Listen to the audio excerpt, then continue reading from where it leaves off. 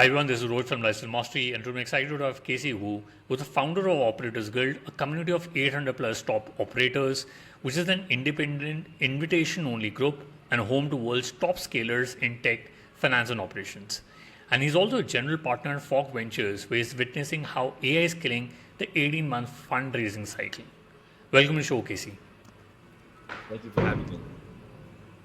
Awesome. So, pleasure to have you on the podcast. But, before we talk about Operators Guild and how do you get your start in Fog Ventures, how do you get in this crazy world of startups and how are you able to be like a C-level executive in more than, seven odd startups?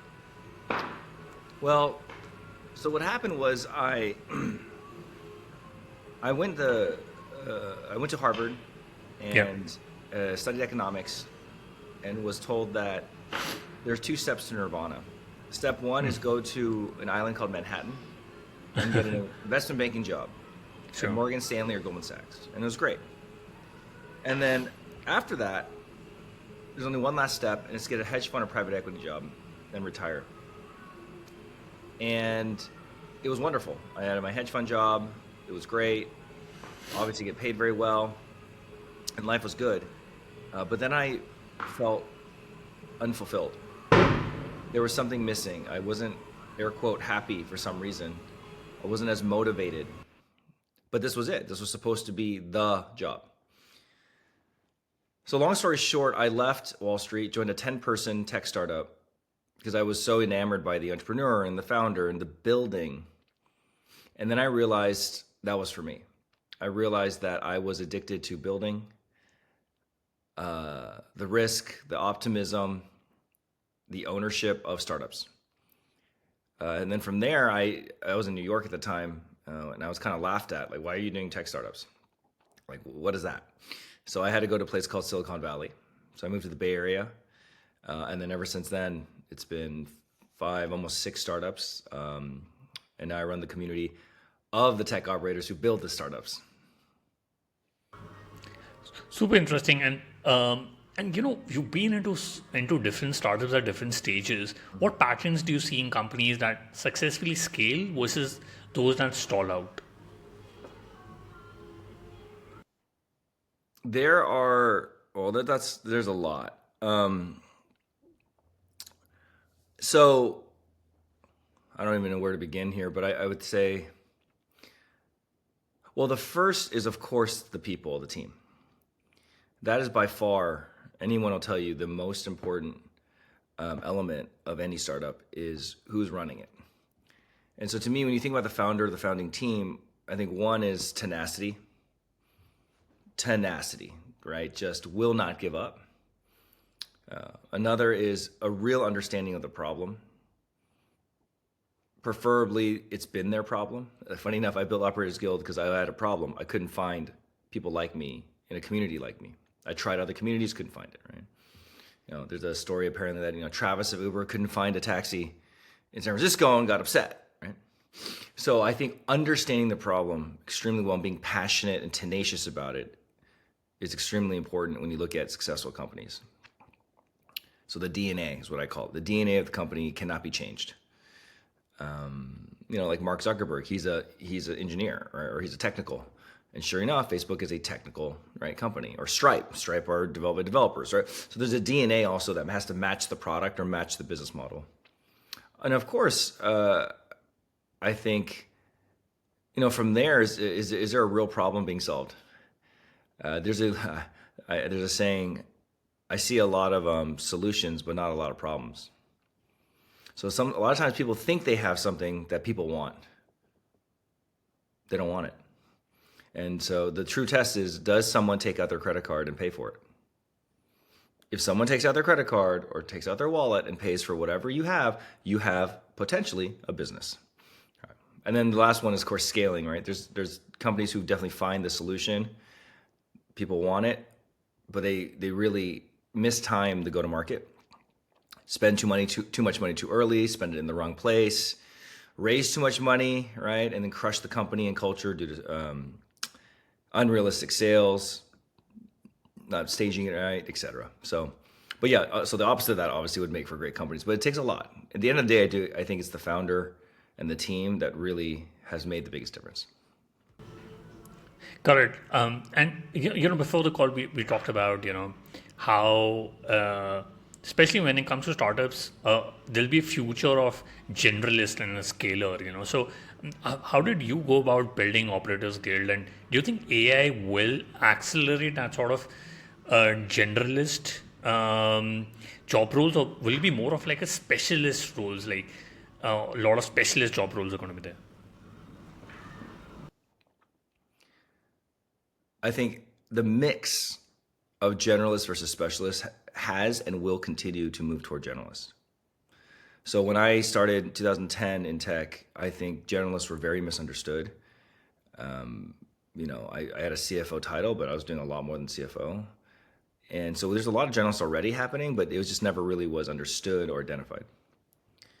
And yes, and so I think increasingly so, people that do multiple functions, multiple disciplines will be more valuable and sought after because AI and technology is doing such a better job at doing what I call vertical or specialized tasks, like copywriting or coding or accounting, right? Those are what I call vertical specialty, legal, basic legal contracts, right?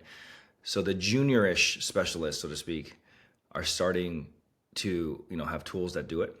But yeah, I think the world will be generalists who manage and orchestrate AI agents that do many things, and other specialists in their own agency. No pun intended.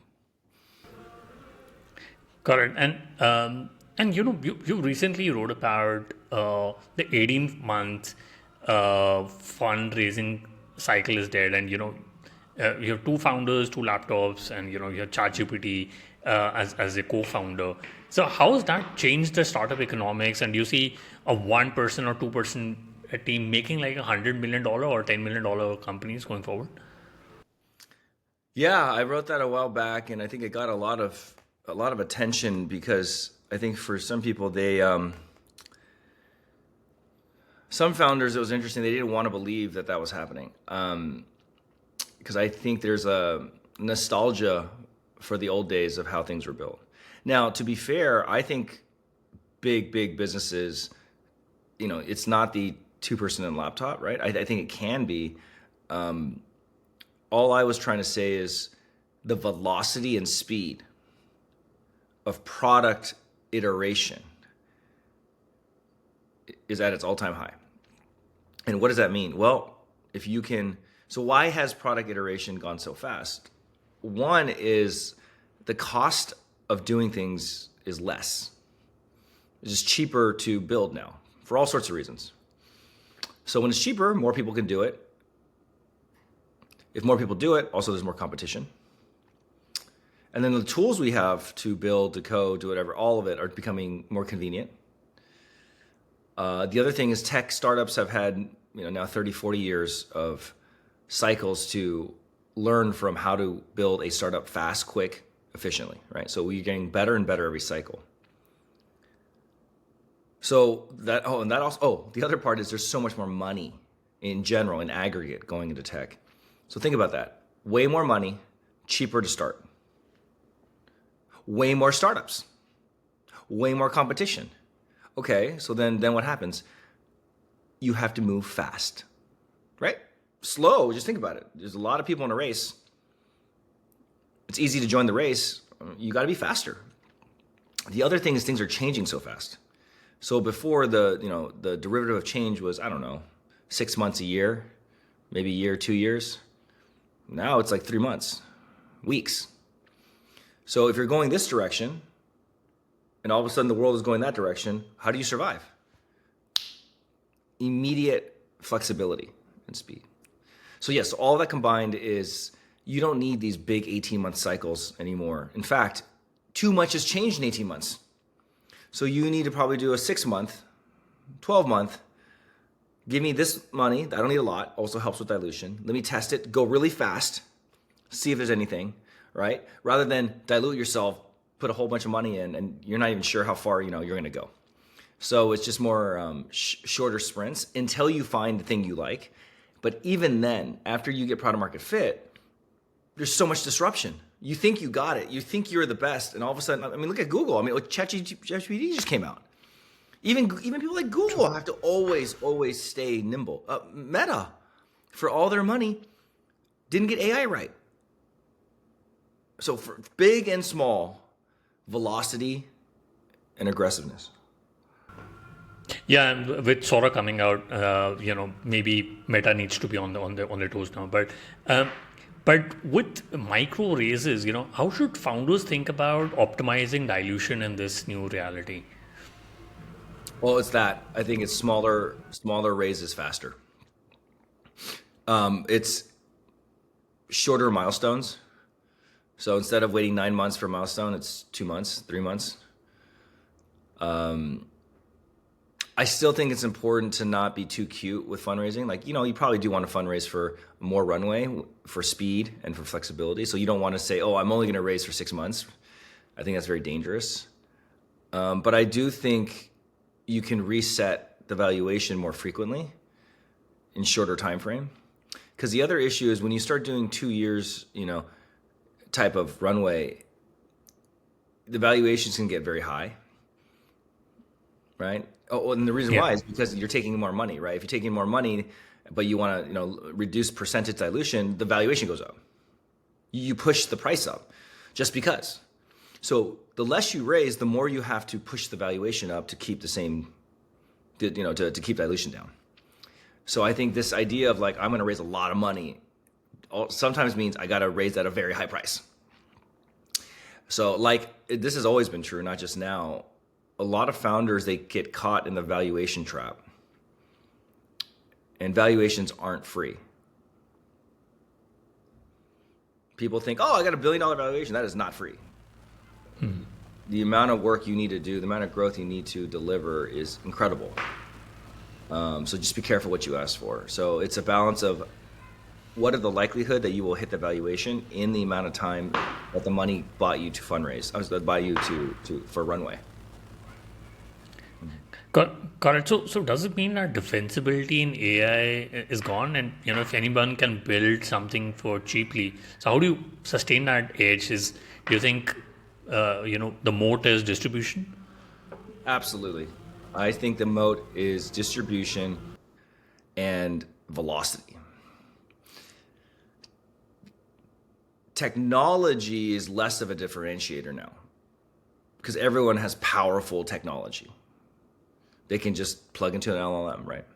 So now it becomes the data, the UX, serving your customer, which basically is go to market, right? Is basically, can you get someone to like your product more than the other? Because every problem now has 10 solutions. Once again, everyone's building real fast. So when you think about it that way, the only way to stay ahead is to focus on a particular customer set that is willing to pay for your product. From there, you build a brand, trust. You also potentially build a data moat because more and more people have proprietary data that you specialize in. For example, I think Harvey Legal has a lot of legal training models, right? So that makes them probably better in general as a product than the other competitor, and they get bigger and bigger and better, right? Like the ChatGPT, right? They collect data, so they're getting smarter and smarter and better and better. So I absolutely think distribution, at the end of the day, leads to size, scale, and sharper intelligence. Got it. And how do you think about pricing? I've been into SaaS startups where it was more about seed-based pricing, but pricing has become one of the strategic questions for a lot of AI startups. Is going to be usage-based pricing or value-based pricing or hybrid-based pricing. So from your operator lens, what models are going to work in future?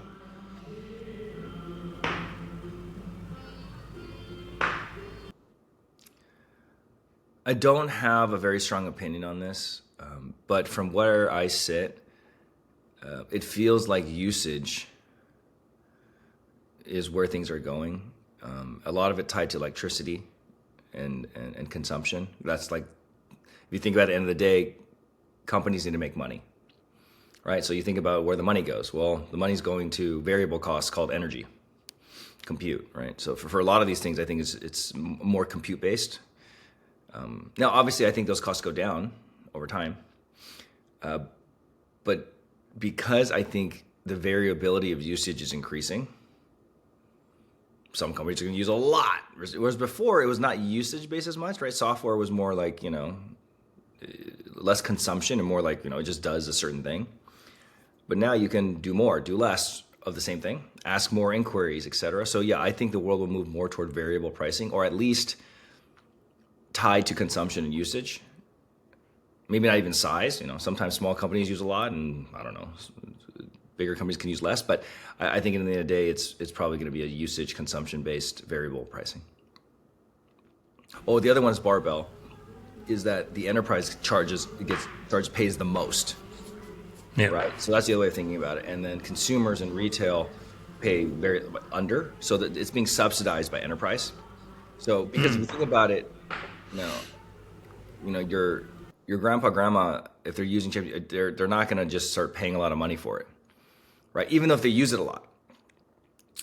But Microsoft will pay, right? So where do you get the money from? You don't take it from the retail consumer. So the other one is, I think consumer is going to be more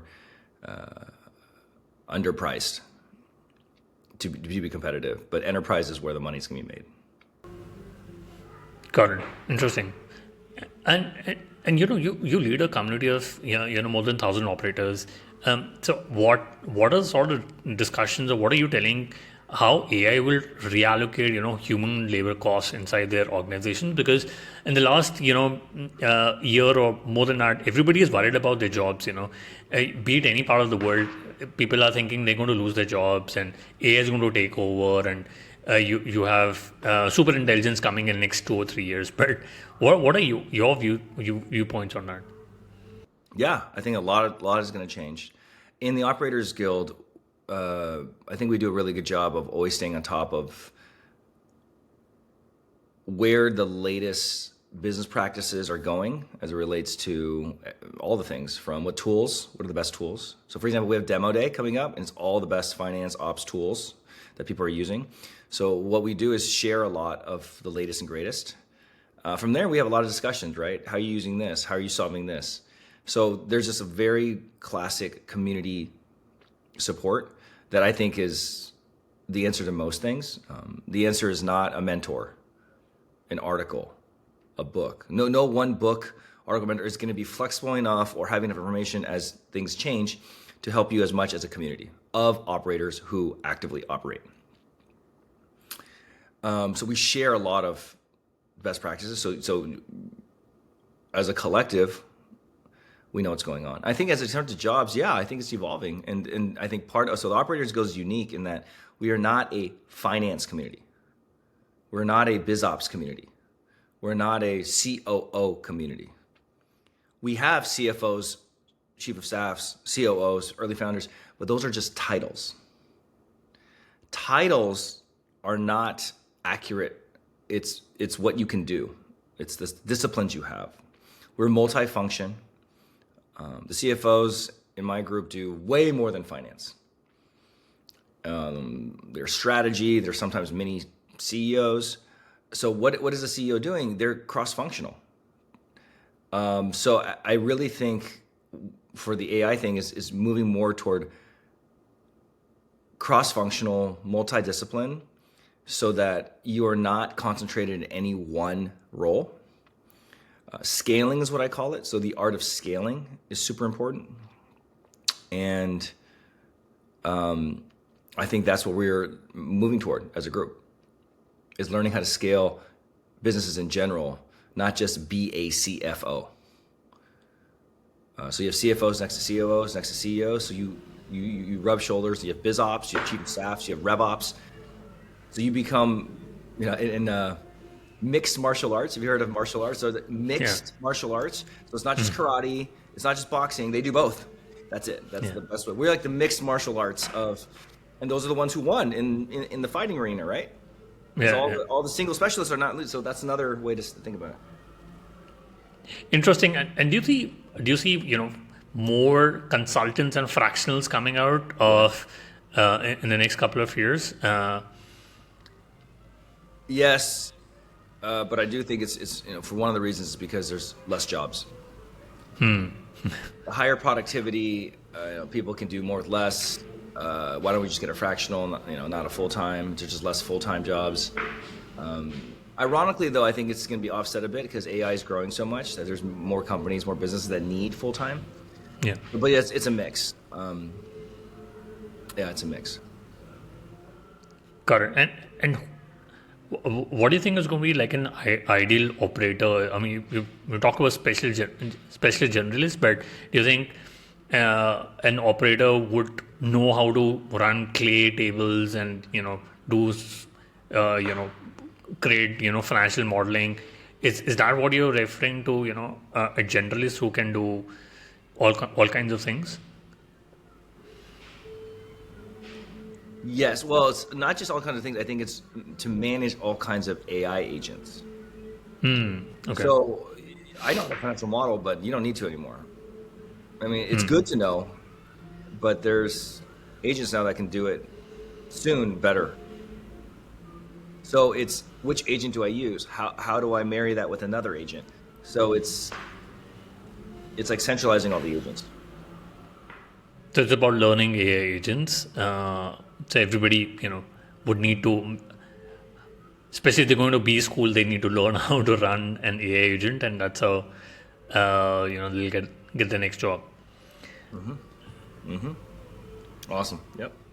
Yeah, and before the call, I did mention about Fog Ventures. So you got a lot of operators with whom you share the syndicate deals, right? But how does operator-backed capital differ from traditional VC, especially for AI companies? Why is that angle of not running own fund? I'm sorry, say that one more time. When it comes to Fog Ventures, Yes. You're looking at years of operating experience, which goes in a single check through that syndicate, right? But how does operator-backed capital differ from, say, traditional VC, especially for AI companies? Oh, well, it's. I think it's less operator backed. It's more the structure of how we fundraise. So Fog is made up of close to 1,500 of the best tech operators, executives, and builders. But what does that mean? That means we buy B2B tools. Okay. So we're very familiar and the buyers of B2B software and tools. So that's what we specialize in, by the way. And the other is we're the builders. We help build these companies. So together, we can spot what a good company looks like in tech.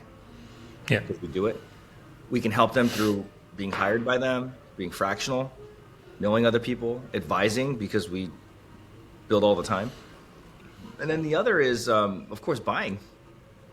So what I like to say is all founders and CEOs want three things: money, customers, and talent. Yeah. Money is now plentiful. Not easy, but it's still a lot more than before. But money doesn't really build anything. Money sits there. Yeah. Customers are what you need. Feedback from customers, the money from customers. So we syndicate.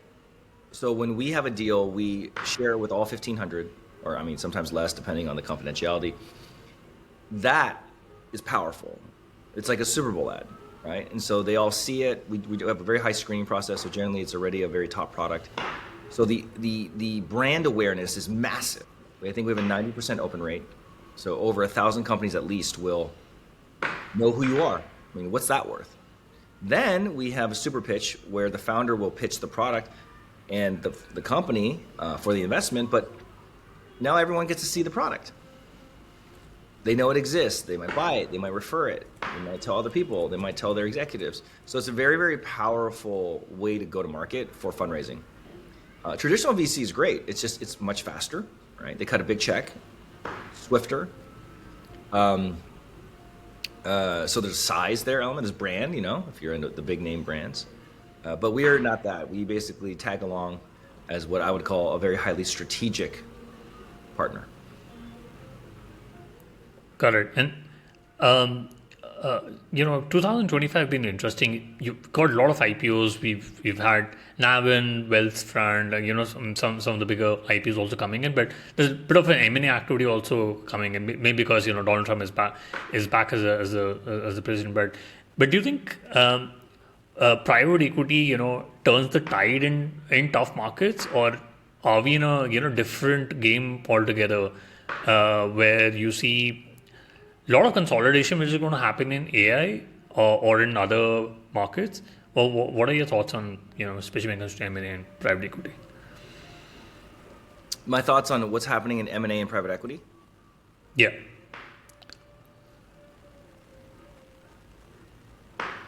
I definitely think there's gonna be a lot more M&A as legacy players, the whole buy versus build, Yeah. because the new entrants are so different that I think it's harder for an existing company to build. And the speed we talked about and specialty is really important. So big companies may have money, but may not have the speed or specialty that emerging company has. So I think there's gonna be a lot of M&A in that regard. Microsoft, Google will probably be gobbling up a lot. Meta, right? It's already happening to stay ahead. So once again, velocity, right? So sometimes buying is much faster than building. Private equity, I have less of a view on, but what I do know is the companies are getting bigger.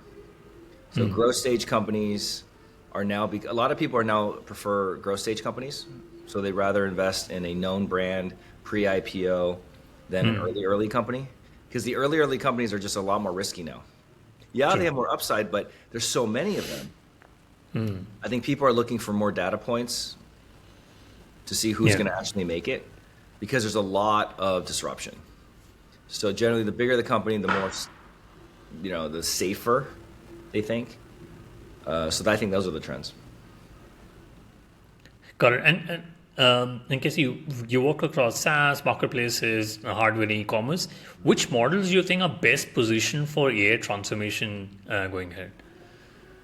EA transformation? Sorry. AI. Oh, AI. What's the best what for AI transformation?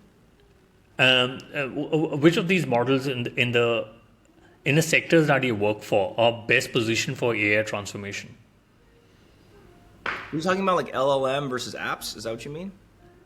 Yeah, I'm talking about sectors like SaaS and marketplaces and hardware. Oh. I don't think about it that way, to be quite honest.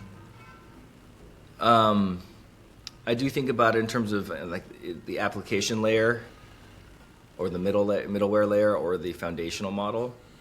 My honest answer is I think all of them are going to win. They're building a whole new infrastructure, so everyone at every layer has value, and it's just who are going to be the established leaders. So I think application layer has a lot of potential. So anyone specializing, like I invested in Rillet. Rillet is for accounting. It's ERP. It's an application layer for the new general ledger, the new ERP, basically the new NetSuite. And that's going to be a very big business, right? Because you have a whole new way of doing accounting. Yeah. But it's very specialized, right? You can't just that's a harder moat to compete against. So I believe strongly in the application layer. Yes, I do. I think there's people who think the Anthropic and OpenAIs are going to be commoditized. I don't think so. I think they're going to start having applications. They're not just going to be foundational. They're going to start paying for use case products, and do not underestimate them. I think a lot of them talk about the cost of running those businesses. Yeah, but the costs come down. But more importantly, distribution. They have massive distribution. So if they need to raise money, need to increase prices, need to sell out, they have an advantage. So I think distribution by these bigger LLMs are not to be underestimated. And obviously the ability to raise money, right? So to stay alive. Yeah. And, we're recording this in 2025, but if you want to bet on OpenAI, Anthropic, Gemini, Grok, or any of these, Max 7 companies, which one of the companies would you bet on? Who you think will, win the AI war in your view? Of all the AI companies out there, who's going to win the war? Yeah. I don't know about winning the war, but I still think the OpenAI, Anthropic, I think are going to be around for a long time. I think the Googles and Microsofts and Metas obviously NVIDIA, are going to continue to be dominant. Okay. I don't think any of them are going to fall, but never say never. I honestly think there's a concentration in the biggest companies. The big are getting bigger. Right. The monopolies are becoming more monopolistic, or the oligopoly is getting. Yeah, I think this is and the reason why I think is speed and money. You need money to play in this game, right? Yeah. And tech is generally much just faster in terms of kind of style of building. If you think of like Elon, how fast he moves. So I think the advantage still goes to the big tech players, and they continue to gain more and more market value if you look at it. So much more money and value is moving toward tech. So I think the winners are generally big tech. And of course, the applications that come out become the new NetSuite, the new, you name it, the new, replacing whatever the 1.0 or SaaS 0.0 is happening. It's just a replacement cycle. Got it.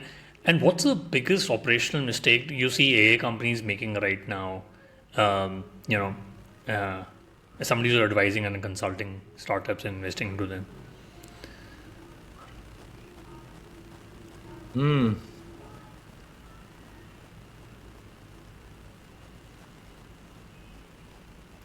I think the mistake at early stages, they don't think enough about go to market. They keep thinking about, oh my God, my product's amazing, and how amazing is my product? There's a lot of amazing products now. So I'm not saying yours is not, but the competition is very steep. So that is one that I think people underestimate, is selling. So really focusing on distribution, and what is your distribution model? What's your wedge? How are you going to sell differently? It's not just Facebook ads. Like, you got to be in conferences, you got to be at dinners. OG helps with that, where you get in front of the actual people, you sit there, shake their hand. Distribution in the beginning is, I think, really tricky as it relates to staying power. You might sell a few things, maybe in consumer, but then they'll just change somewhere else. Especially enterprise, you have to really focus on distribution. Got it. And Casey, you built your career on relationships and long-term thinking. So, especially in this world of AI, how do you maintain that sort of relationship-first approach? Obviously, you do a lot of events at Operators Guild, but what advice you would give to founders and operators, and how do you maintain that sort of relationship-first approach when you're trying to build? For selling or for internal? Both. I mean, mostly for selling, because as a founder. Yeah, I've realized everything is relationships. Yeah. Everything. So long as humans, which I still think are the main vehicle of everything, it's all about motivating, influencing, connecting, coordinating, aligning, communicating, which is all relationships. Doing business now, of course, is more than ever. It's always been about relationships. But specifically, if you think about the AI world, things are getting commoditized. So the search for authenticity, I think, has never been higher, never been more valued. The dinner party, the one-on-one coffee. I think people are going back to that more, because right now, I don't even know if you're real anymore. Your email is talking to my email. I didn't even write that. You wrote that. It's just, we don't know what's real anymore. So I think getting back to humanity, not to sound too spiritual right now, I think and this goes back to relationships, right? So people starting to say, who am I going to do business with? Well, well, all these AI bots are selling me stuff. And then there's the guy or the gal that I had dinner with, and like trust. So at the end of the day, Yeah. I spend a lot of my time nurturing relationships, helping others. And I love the tech community because it's all about we all win together. Yeah. It's open source. You win, I win. Oh, you got fired, I got fired. Great, let's go start something together. It's True. it's a much more positive sum game True. about people. Yeah, yeah, absolutely. And Casey, I quickly want to do the top three. What's your favorite business book? I've actually liked Hard Things About Hard Things, I think. It's by Ben Yeah. Horowitz. It's an older one, but I just think, he talks about just how hard it is Yeah. to build, and I think I like the little short anecdotes and chapters. And yep. Let's see, what else? Yeah, so I'd say that. Correct. Yeah, no, absolutely. You put that in show notes. And, if you can go back in time when you started building Operators Guild and Fog Ventures, what is the one thing you would have focused on or done things differently? It's been an incredible journey, so it's hard to say I would have done something different. Honestly, it's been amazing.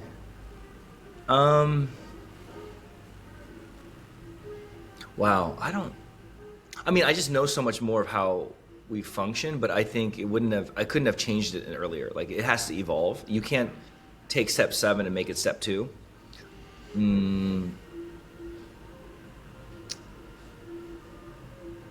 I think, maybe potentially leaving earlier, like my job, to focus on community. But honestly, it's probably doing it earlier. Doing it earlier and focusing on it earlier, honestly. It's Got it. Got it. And do you have any favorite online tools, for example, Gmail, Slack, Zoom, ChatGPT? Yeah, I think there's my consumer favorite is Instagram. I hate to say it. No, but from a work productivity, I was thinking about it. Yes, I love ChatGPT. Yes. In general, I think for summarizing, for getting my thoughts in order, for taking a poorly written thing and making a summary is great. I think so. ChatGPT for sure. But what's funny is I really like Typeform. I syndicate deals and I use Typeform, and it's a very powerful. Obviously it's a form, Sure. but it's very powerful. Obviously there's logic, branching, there's images, music, there's even payments you can take, but you can coordinate across thousands of people extremely efficiently. This Typeform. Got it. We'll put it down in the show notes. And Casey, what's the best way people can reach out to you and know more about Operators Guild and as well as Fog Ventures? Yeah. My LinkedIn is great. You can just message me, or Casey at operators-guild.com. Not underscore, but dash. So Casey, CASEY at operators-guild.com. And also for those interested in angel investing that are operators, Fog Ventures. If you go to fog.ventures, not fog.ventures.com, fog.ventures, you can sign up. If you're accredited, you can start to see some of the best tech deals in the world. Awesome. We'll put that in show notes. Casey, thank you so much for taking your time speaking to us. I really enjoyed my conversation with you. Absolutely. Thanks for having me. Thank you.